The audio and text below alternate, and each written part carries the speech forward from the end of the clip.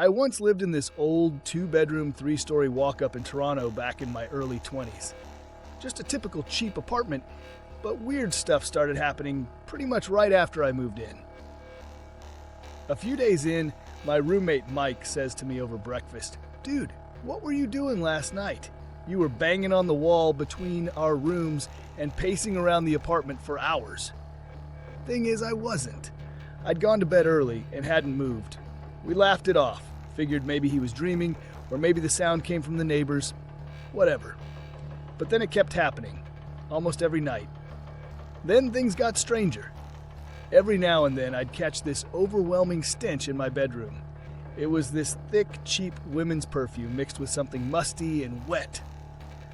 Like, imagine a bunch of old clothes left in a damp basement next to a litter box that hasn't been changed in a week.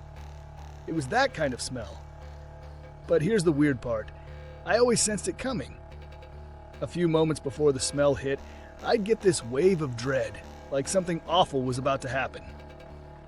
About 4 months into our lease, Mike bailed, just packed up and left, so now I was stuck paying rent for the whole place. I figured I'd try sleeping in his old room, thinking maybe things would calm down. They didn't. The very first night I slept there, I had this terrifyingly vivid dream. I was in our apartment's bathroom, dimly lit, and I was just standing there, staring into a cracked mirror, and then I started cutting my own face with a piece of broken glass. Now, the mirror wasn't actually broken in real life, only in the dream, but it felt real, like too real. Not long after, the noises started up again. Loud bangs in the middle of the night. The toilet would flush by itself.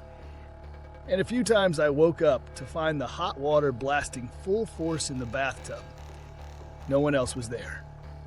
But the creepiest moment? One night around 2 a.m., I was jolted awake by the sound of the TV blaring at full volume. It was playing Poltergeist on City TV. Now, this was one of those old-school TVs. You had to physically turn a knob to change the channel or volume. To power it on, you had to pull the knob out. I hadn't touched it, but somehow it was on, at full volume, playing Poltergeist. That's when I knew I wasn't imagining this.